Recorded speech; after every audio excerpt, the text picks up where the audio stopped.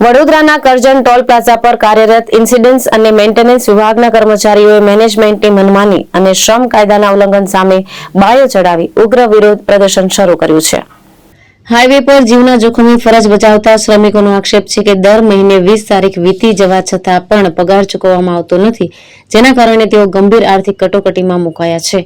લાંબા સમયથી ઇન્ક્રીમેન્ટનો અભાવ અને ઉદ્ધત વલણના વિરોધમાં કર્મચારીઓએ હવે આર પારની લડાઈનો મિજાજ બતાવ્યો છે। આ આંદોલનનું નેતૃત્વ ભરૂચ જિલ્લા યુવા કોંગ્રેસના ઉપપ્રમુખ ઇમ્તિયાઝ પટેલે કર્યું હતું। તેમણે મેનેજમેન્ટની બેદરકારીને ઉજાગર કરતા જણાવ્યું કે કર્મચારીઓને હેલ્મેટ કે સેફટી જેકેટ જેવી પાયાની સુરક્ષા સુવિધાઓ પણ આપવામાં આવતી નથી। મેનેજમેન્ટને કડક ચેતવણી આપવામાં આવી છે કે જો આગામી 48 કલાકમાં પગાર, ઇન્ક્રીમેન્ટ અને સેફટી સાધનો સહિતની માંગણીઓ સંતોષવામાં નહીં આવે તો કામકાજ ઠપ કરી અનિશ્ચિતકાલીન હડતાલ પાડવામાં આવશે। હાલ કોન્ટ્રાક્ટરે આશ્વાસન આપ્યું છે, પરંતુ લેખિત ખાતરી ન મળે ત્યાં સુધી શ્રમિકોમાં ભારેલા અગ્નિ જેવી સ્થિતિ પ્રવર્તી રહી છે। અમે મારું નામ પટેલ વસીમ છે અને હું અહીંયા કામ કરી રહ્યો છું રોડ એન્ડ મેન્ટેનન્સ ડિપાર્ટમેન્ટમાં। અમારે દર મહિને સેલેરી માટે એમને માંગ કરવી પડે છે અને અમને ટાઈમ પર સેલેરી મળતી નહીં અને તેના લીધે અમારે આર્થિક પ્રોબ્લેમ આવે છે, ઘરમાં પ્રોબ્લેમ આવે છે। જે રીતે અમારી છોકરાઓની ફીસ છે, એમ શાકભાજીનું છે, અમુક અમે લઈ બી આવીએ છીએ, અમે માંગીએ કોઈની પાસેથી, પણ જ્યારે અમારે આપવાનો હોય ત્યારે પ્રોબ્લેમ આવે છે અને અમારે ટાઈમ પર સેલેરી આવતી નથી અને અમને કોઈ બી પ્રકારની એમ એક્ઝેક્ટ તારીખ આપવામાં આવી નથી। આવી અવારનવાર અમે રજૂઆત કરી હતી કે સાહેબ અમને ટાઈમ પર પગાર કરી આપો, પણ હજુ સુધી એનું કોઈ નિરાકરણ આવ્યું નથી અને દર મહિને એ લોકો ઉપર અધિકારી પેમેન્ટ નથી આવતું એ રીતે વાત કરીને અમને નકારી દે છે।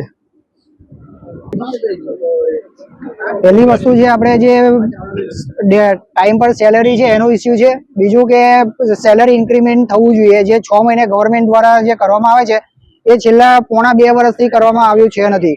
બીજું કે એમ્પ્લોયને ના યુનિફોર્મ આપવામાં આવ્યો છે છેલ્લા પોણા 2 વર્ષથી, કે ના તો સેફટી શૂઝ આપવામાં આવ્યા છે અને કેટલીક વાર તો આપણે સેફટીના સાધનો પણ અછત હોય છે।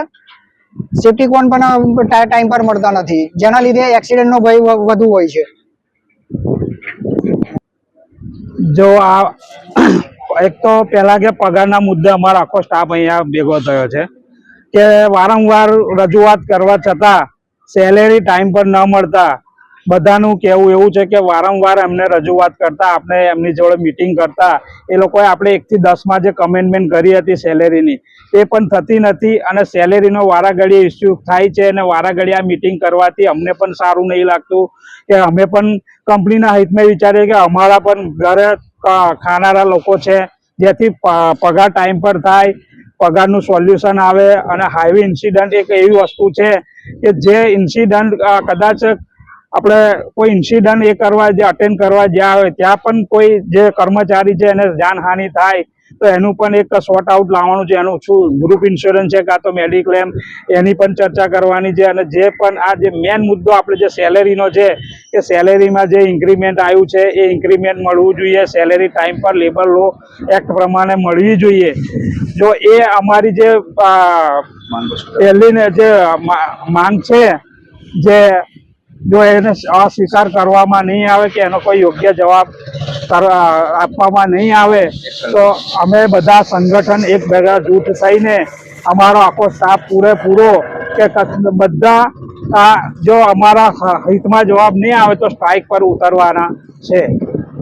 ઇમ્તિયાઝ પટેલ, ભરૂચ જિલ્લા યુવા કોંગ્રેસ ઉપપ્રમુખ અને સોશિયલ એક્ટિવિસ્ટ।